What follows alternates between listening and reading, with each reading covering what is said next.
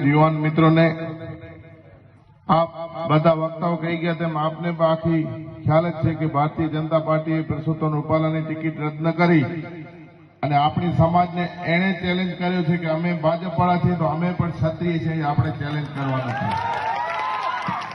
ભારતીય જનતા પાર્ટીની હું આપને વાત કરું, 28 થી 30 વર્ષ અહીંયા ગુજરાતની અંદર થયા, 10 વર્ષ જેવો સમય દિલ્હીમાં થયો. એમના કને ત્યારે પણ એ જ મુદ્દો હતો કે હિન્દુ મુસ્લિમ ને આજે પણ એ જ મુદ્દો છે કે હિન્દુ કે મુસ્લિમ, બીજો આ લોકો પાસે હજી મુદ્દો નથી. વડાપ્રધાન જેવા માનનીય સન્માનીય જે કહીએ એટલો ઓછો એવા વ્યક્તિ જો 2-4 દિવસ પહેલા સભા કરીને એમ કહેતા હોય કે કોંગ્રેસની સરકાર આવશે તો હિન્દુઓના મગજસૂત્ર કોંગ્રેસ મુસ્લિમોને આપી દેશે, શરમ આવી જોઈએ તમને. શરમ હજી તમે એ કહો છો? તમારા કને વિકાસની કોઈ વાત નથી. હિન્દુ હોય કે મુસ્લિમ હોય, મુસ્લિમ રાજા રજવાડો હતા અને રાજપૂત ક્ષત્રિય સમાજના રાજા રજવાડો હતા. અમે તો એકબીજામાં ભાઈની જેમ રહ્યા છીએ, જેમ તમે આવ્યા છો ને ત્યારથી જ આ બધું આવ્યું છે. એ તમને ખ્યાલ રાખવો પડે. મહારાણા પ્રતાપના સેનાપતિ મુસ્લિમ હતા, શિવાજીના સેનાપતિ મુસ્લિમ હતા અને આપણે કચ્છ રાજમાં બેઠા છીએ ને અહીંયા ફતેહ મહમદ નોતિયાર કરીને હતા, આપને ખ્યાલ હોય. આપણે ક્યાંક ને ક્યાંક દલિત રાજપૂત, ક્યાંક ને ક્યાંક પાટીદાર રાજપૂત, ક્યાંક ને ક્યાંક મુસ્લિમ હિન્દુ એમ કરાવી લડ્યા છે. અત્યારે જે ઝંડો લઈને નીકળ્યા છે એની દિલ્હીની સરકાર ઉપર પહોંચ્યા ને, કોઈ એ લોકોના કોઈ વંશજોના કારણે નથી પહોંચ્યા, એ પણ આપણા પ્રભુ શ્રી રામના નામ લઈને ત્યાં પહોંચ્યા છે. ભારતીય જનતા પાર્ટીને હું એક ચેલેન્જ કરવા માંગુ છું. આવનારી ચૂંટણીઓમાં ખબરદાર છે, જો અમારા પ્રભુ શ્રી રામ કે કૃષ્ણનું નામ લઈને વોટ માંગ્યા છો તો અમે તમને કોર્ટમાં પણ ચેલેન્જ કરશું ને આમને આમ રોડો ઉપર રોકશું. તમારામાં તાકાત હોય તો મોહન ભાગવત, અમિત શાહ અને નરેન્દ્ર મોદીના પૂર્વજોના ફોટા લઈને ફરજો, આ સમાજના નહીં. વાત કરી રહ્યા છો તમે હિન્દુ રાષ્ટ્રની.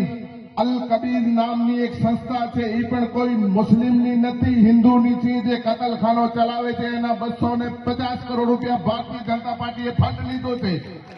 કયા મોઢે હિન્દુત્વની વાત કરી રહ્યા છે? જય જવાન જય કિસાનના નારા લગાવી રહ્યા છે. ત્યારે 45 આપણા જવાનો શહીદ થઈ ગયા. મિત્રો, હું પણ જમ્મુ કાશ્મીરમાં જઈ આવ્યો છું.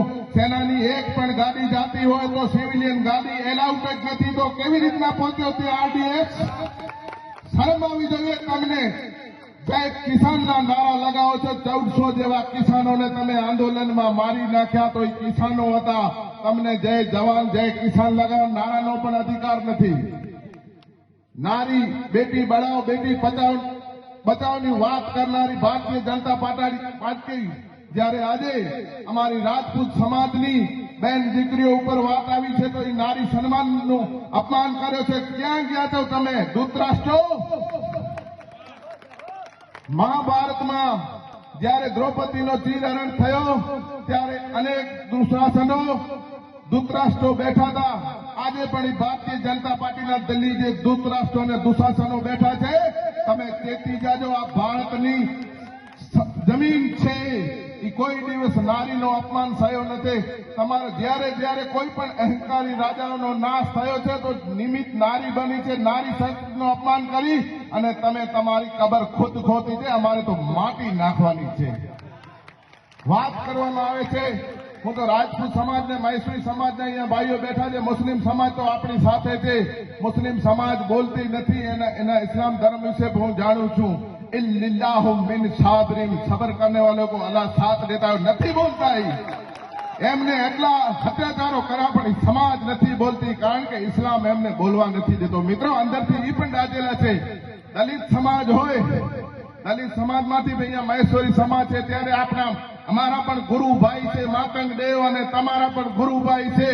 આવો સાથે મળીને ભારતીય જનતા પાર્ટીને દેશમાંથી ભગાડીએ અને આ જે અંગ્રેજોની જેમ શાસન ચલાવી રહ્યા છે તેને 150 નહીં, હું તો કહું છું 1 પણ સીટ ના આવી જોઈએ. આ સત્તાના લાયક નથી.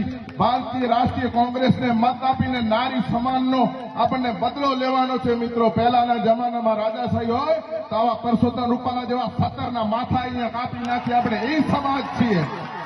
અત્યારે માથા કાપવાનો સમય નથી, પરંતુ વોટ થી બટન દબાવવાનો છે ત્યારે કોઈ પણ ન ચૂકતા આવો મોકો નહીં મળે. આપણે બદલો લેવાનો છે નારી શક્તિનો. અમારી સમાજની નારી નથી, નારીએ સમગ્ર સંસારની નારીનું અપમાન કર્યો છે. કોંગ્રેસને મત આપી વિજય બનાવજો. એક પણ મત ન નીકળવો જોઈએ. કોઈ પણ ભારતીય જનતા પાર્ટીનો કાર્યકર હોય, અમે પણ ક્યાંક ને ક્યાંક ભારતીય જનતા પાર્ટીમાં હતા, પણ મહેરબાની કરી ન જવો જોઈએ. તમારો જમીર જીવતો હોવો જોઈએ અને જમીર જીવતો રાખશો તો જ કામ આવશે. જય માતાજી, જય હિન્દ. વાહ વાહ, ખૂબ સરસ. મિત્રો, હજી આપણે તાળીઓથી રાણુભાને ખૂબ તાળીઓથી વધાવી લઈએ. ત્યારબાદ અમારા હંમેશા માર્ગદર્શન રહેલા